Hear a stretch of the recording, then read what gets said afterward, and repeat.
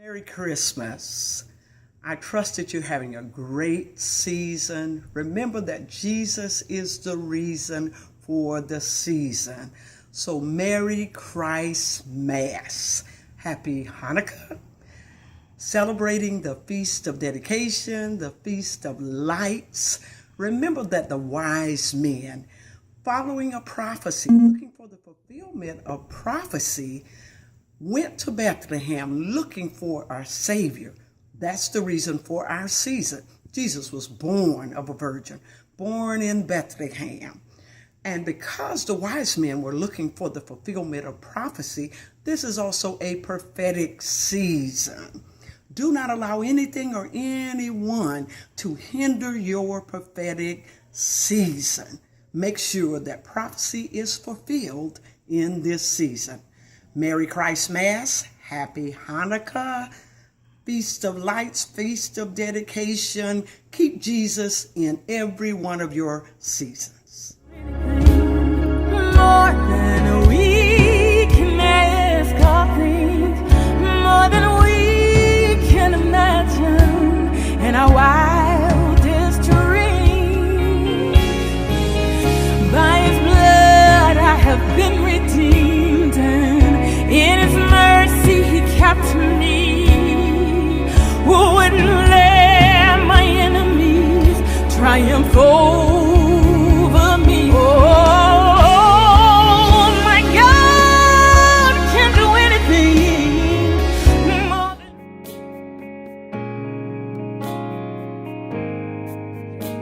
than... Hinderances to the prophetic. We're on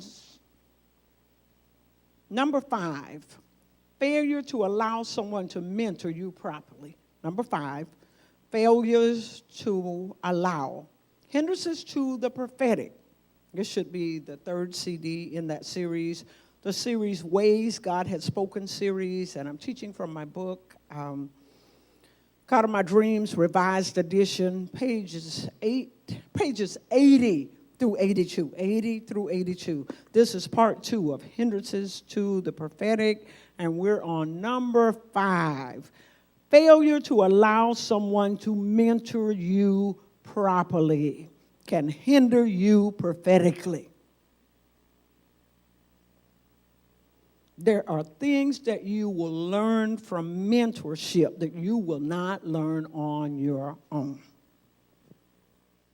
Kings, 2 Kings, 5th chapter. Let's read that. It's kind of lengthy, but it is the matrix for what I'm going to teach on to show you something. And we'll just try to dissect it and take it verse by verse. But Gehazi, well, let's start at the beginning of the 5th chapter. Now Naaman, read with me. Now Naaman, the captain of the host of the king of Syria, was a great man with his master and honorable, because by him the Lord had given deliverance unto Syria. And he was also a mighty man of valor, but he was a leper. Pause there. Great man, mighty man of valor, but he has an incurable disease. There's a cure for leprosy now, but there was no cure for leprosy then. So his wealth didn't heal him. He needed not a healing, he needed a miracle. They didn't have a cure. And Syrian had gone out by companies and had brought away captive out of the land of Israel a little maid, and she waited on Naaman's wife. Now imagine this. This is the little maid. She's in captivity. She could have griped and complained about her captivity instead of praying about what is my assignment and why am I here. Some places you're complaining about may have been assigned by God to bring glory to His name. I complained about Port St. Joe High School, the fact of me having to change time zone to go from Central to Eastern, leaving here at 5 a.m. I complained every day. I cried the last year, every day. I cried from Lynn Haven to Port St. Joe High School until finally God got sick of my crying. And while I was complaining to Him, God, this principal's holding me. I found my replacement. She overly qualified. She can do a better job than I can. She played basketball. She's a coach. I didn't play basketball. I hate basketball. I hate coaching. She loves it. And they won't let me out of my contract. And I have a job that's walking distance from my house. And the Lord spoke to me as I entered Gulf County. They can't hold you if I'm releasing you, and they can't release you if I'm holding you. Why don't you throw up your hands and ask yourself, who's God? God reminded me that you belong to me, and I'm the one that told you to anoint your hands, go and shake that principal's hand. I would bring him under divine arrest, and he would hire you on a job that he told you the year before you weren't even qualified for. Now, you're telling me that they're holding you. Could it be that I'm holding you? I pulled in my part, stopped crying, and got out and said, all right, who are we ministering to today, God? Who do you want me to talk to? Who do you want me to pray for? Whose life do you want me to change? Is it a teacher? Is it a student? Every day I was looking for my assignment because he placed me there. I have fruit that remains to this day. Students that are enrolled in the School of the Prophet, students that come from Japan and other countries that come and attend this church, visit this church, that come from Port St. Joe to this day because I allowed what I thought was captivity. I thought it was Egypt. I was that little maid of let Pharaoh free me, not understanding that God sent me so that they would know the true and living God and lives would be changed.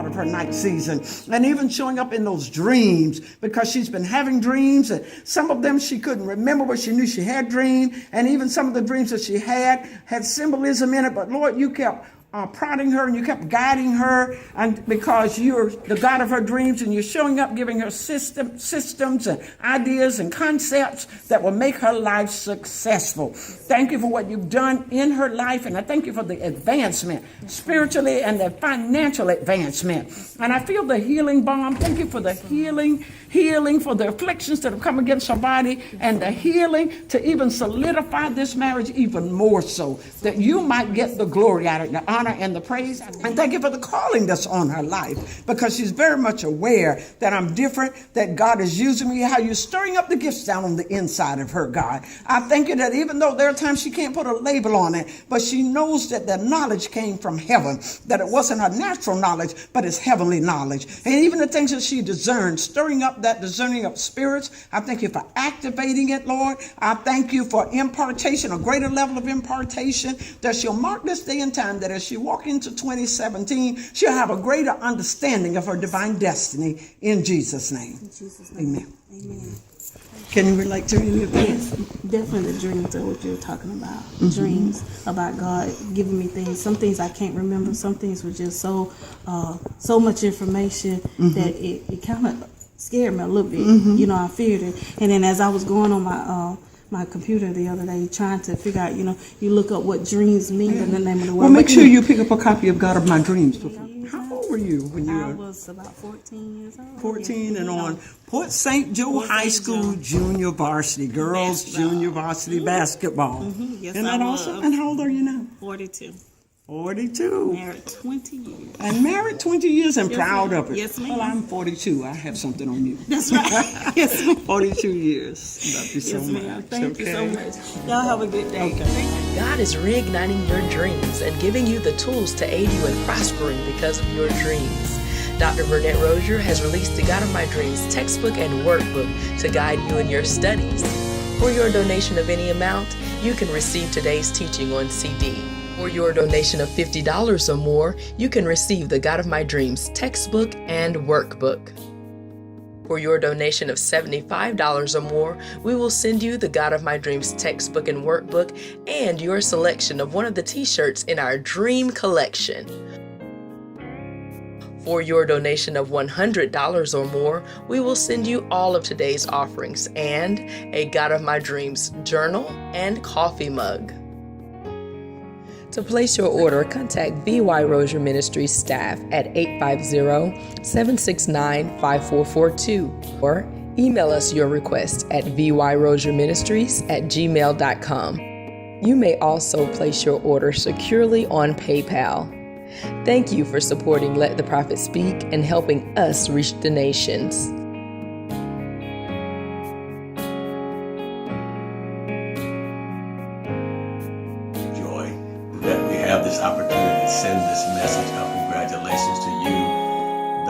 pastors David and Vernette-Rosier for their 39 years of pastoral leadership of leading and lifting the people of God. And you are to be commended at this stage of life and ministry for the souls that have been brought into the kingdom of God, as well as the transformation of lives and miracles that have taken place because of your obedience. During these 39 years, you have been significantly used by God to impact lives around this world. We appreciate your sensitivity to God's Spirit and the flow you walk in. The kingdom of God is truly blessed by your work and life. And we want to thank you for your faithfulness, your encouraging words, and your commitment to the cause of Christ.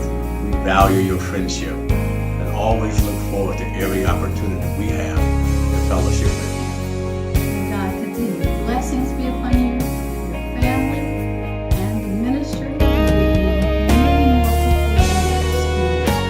We pray that God will always cover you with his divine favor, healing, prosperity, and protection. May you walk in Deuteronomy 28 blessings. And remember that God is good all the time, and God always has your best interest in mind. Keep the hope. Keep the faith. We love you guys, both of you, Pastor William and God. Bradley. Congratulations.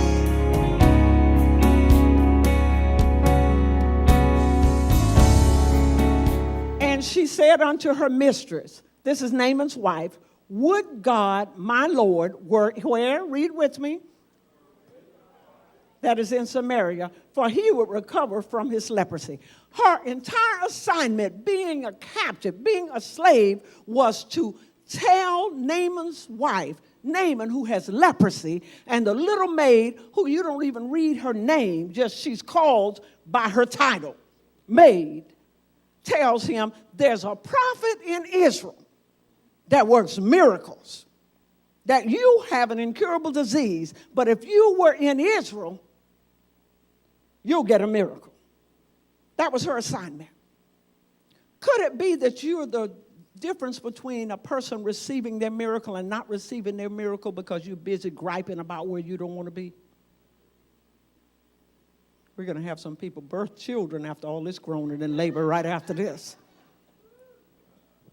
Who do you belong to? If you are not your own and you've been bought with a price, then nothing can happen except God allows it. And you have to take that attitude. It can't happen unless the Lord allowed it. And if God allowed it, he knows what's best for me. And one went in and told his Lord, saying, thus and thus says the maid that is in the land of Israel. Look at this. How many people that you need to come in contact with in order for somebody else to get the message? You may not be the person that directly take them the message. It was who you said it to that said it to somebody else that caused them to receive a miracle.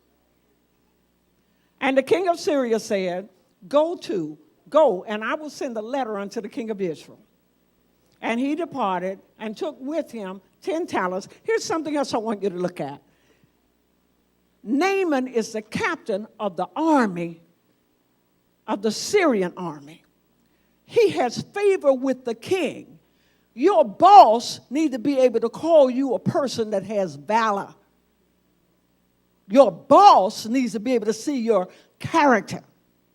Your boss needs to be able to see that you are worth the investment. His boss, the king, sent money to the king of Israel. He was politically connected. His boss could reach somebody he didn't have the power to reach. That's why you need to have a good attitude with your employer, your supervisor. You never know when they'll be in a position to cause you to receive a miracle. And the king of Syria said, go, and I will send a letter unto the king of Israel. And he departed and took with him 10 talents of silver and 6,000 pieces of gold and 10 changes of raiment. Now, this is a boss that you have impressed. This is an employer that you've impressed. That they send money on your behalf so that the highest government official would command the prophet in his country to provide or perform a miracle?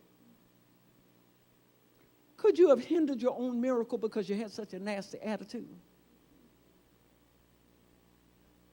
You forgot that God employed you. And he brought the letter to the king of Israel, saying, now when this letter is come unto thee, behold, I have therewith sent Naaman my servant to thee, that thou mayest recover him of his leprosy. Now look at the king's attitude. And it came to pass, when the king of Israel had read the letter, he tore his clothes off of him and said, am I God to kill and make alive, that this man does send unto me to recover a man of his leprosy? He knew it was incurable. Wherefore consider, I pray you, and see how he seeks a quarrel against me. The king looked at it as he's trying to pick a fight.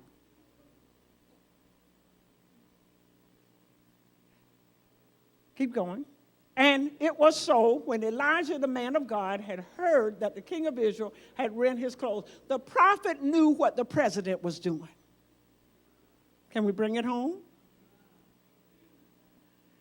When the prophet kept tabs on the president and heard that the king of Israel tore his clothes off, he sent to the king, saying, wherefore hast thou rent thy clothes? Let him come down to me, and he shall know that there's a prophet in Israel. Let Naaman come to me, and he'll know that there's a prophet in Israel. The prophet was not afraid to declare what God would do. And the Israelites' king/president had such confidence in the prophet that he was willing to let him try, knowing that his reputation was on the line. His life was on the line. That's the faith that king had in the prophet Elisha. Who do you have in your life that could put in a word for you and could change your status? So Naaman came with his horses and his chariot and stood at the door of the house of Elisha.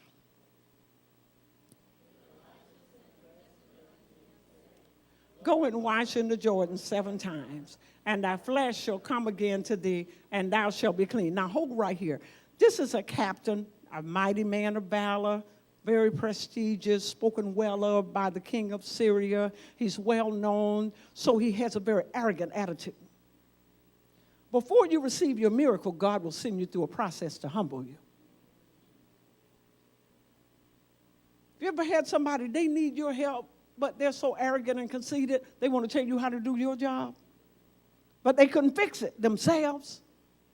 Better yet, let's bring it close to home. Somebody wanted your money, but they want to tell you what you couldn't ask them and what you couldn't say to them. I want you to loan me this money, but don't you ask me what I'm going to do with it. All right, stand right there. But Naaman was, replace that word with angry. Naaman was angry and went away and said, behold, I thought. Hold right here. Watch your thoughts. Your thoughts could stand in the way of you receiving a miracle because you've decided how God will do it and how he will get people to respond to you. I thought, say I thought, he would surely come out. Number one, I thought he'll come out to me. I'm just that important. Are you more worried about a miracle or your status? A miracle or how people approached you? We had an elder many, many years ago that used to pastor that came to our church, and he needed a healing at the altar. And that day, we had all the different elders, and I think I sent Elder Scott, who I know had experienced a miracle, to pray for him. He left the church and was offended, said, I thought Pastor Verma would come and lay hands on me. And I remember saying to my husband, why don't you tell him this? I don't have the kind of miracles that Elder Scott had in his life. Elder Scott fell from an 8-story building. I think I would prefer a specialist instead of a physician assistant. Sometimes your attitude is blocking your miracle. This is how God's got to do it. Mary Jones, who was prominent, owned the church in downtown Jacksonville, had notable miracles, millionaire status, female that was had several churches, one on the east side, west side, north side of Jacksonville, very, very successful. She was diagnosed with terminal cancer. She'd gone when Pastor Frank Watkins was diagnosed with cancer, prayed for him and said God would give him a miracle. He received a miracle. When they diagnosed her with cancer, she told her husband, I'm not taking chemo. I'm not taking radiation. Pastor Frank Watkins took chemo, radiation, and they still gave up on him, and God gave him a miracle. She said, I'm not taking any of that. Either God will give me a miracle or I die. She's dead. You don't tell God how to be God. You don't decide how he's going to work the miracle or through who he's going to work the miracle. Chemo is just chemo if God doesn't step on the scene. Radiation is just radiation if God doesn't step on the scene. People have had routine operations that they were supposed to be in and out and died. Then people have had difficult surgeries. Pastor McGill, almost 80, had brain surgery. They didn't think she would make it. She's back up preaching and doing everything else and strolling. They were stunned at her recovery because the Lord told her to fear not, I'm with you. So he said, I thought, number one, his thought said he should come out. The other one, and stand and call on the name of the Lord, his God. Now, how is this? You never met this man. You didn't know about a prophet in Israel. You didn't know how God used him. But you've got this mindset of how it should be done. Stand and call on the name of the Lord, his God, and strike his hand over the place. I think he need to touch me. You can't just speak a word over on that side. He need to come out, call God, and touch me. Now, that's a lot of requirements, and you're the one that needs the miracle. God is reigniting your dreams and giving you the tools to aid you in prospering because of your dreams. Dr-Vernette-Rosier has released the God of My Dreams textbook and workbook to guide you in your studies. For your donation of any amount, you can receive today's teaching on CD. For your donation of $50 or more, you can receive the God of My Dreams textbook and workbook. For your donation of $75 or more, we will send you the God of My Dreams textbook and workbook and your selection of one of the t-shirts in our Dream Collection. For your donation of $100 or more, we will send you all of today's offerings and a God of My Dreams journal and coffee mug. To place your order, contact vyrosierministries staff at 850-769-5442 or email us your request at vyrosierministries@gmail.com. You may also place your order securely on PayPal. Thank you for supporting Let the Prophet Speak and helping us reach the nations.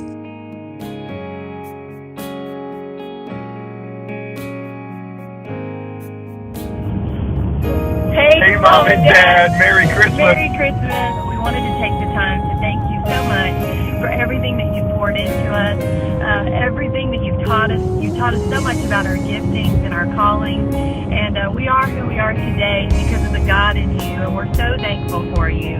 We love you so very much, and as Jennifer just so eloquently declared, we wouldn't be who we are without you all. We're so very thankful. I don't believe that we would be where we are, have what we have, be doing what we're doing. We're headed right now to a ministry situation. That's just, we can't be there. And that's because of you. It's because of the God in you. We are privileged and honored to be able to call you Mom and Dad. Right. And you mean so much to us. We love you so very much. Love you. Happy Pastor Appreciation. Yes.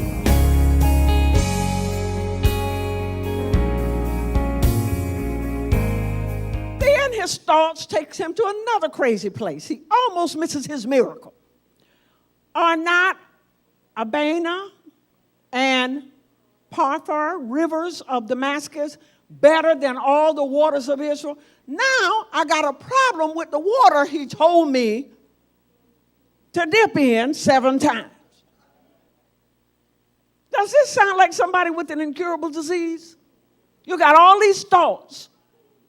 You got a problem with how God is going to work a miracle, but you can't work a miracle. May I not wash in them and be clean? So he turned and went away in a rage. Turn to somebody and say, what have you done that almost made you miss your miracle? He turned and walked away in a rage. And his servant came near him and said, this is why you need to have somebody around you with good sense. Even if they're serving you armor bearers, you need people with a brain. The servant said unto him, my father, if the prophet had bid thee to do something great, wouldst thou not have done it? How much rather then when he saith unto thee, wash and be clean? He said, if he'd asked you something great for some money, you would have done that. If he asked you to act like you were this courageous soldier, but he asked you to go and dip 7 times, and simply because he didn't address you the way you felt like you should have been addressed, you're in a rage. Who am I preaching to? How many times have we went into a rage and had a bad attitude with somebody you shouldn't have ought to done it with? They were in a position to bail you out, to buy you out of your struggle, that you'll never go through this again. But you thought that you should have been addressed a different way. You didn't know what God was up to and how God was going to use the person. And your own mouth almost canceled your miracle. Then went he down and dipped how many times? Look at God. The requirement was 7 times. 7 is symbolic of God's number of perfection. So God uses his own number. All Naaman had to do, aside from the rage and the bad attitude, is decide, this water's nasty. It's too dirty. I'm doing it 1 time, and that's it. And missed his miracle. If he had dipped 5 times, he would have missed his miracle. What happens if God tells you something simple like turn around 3 times and you said 2 times, I'm dizzy?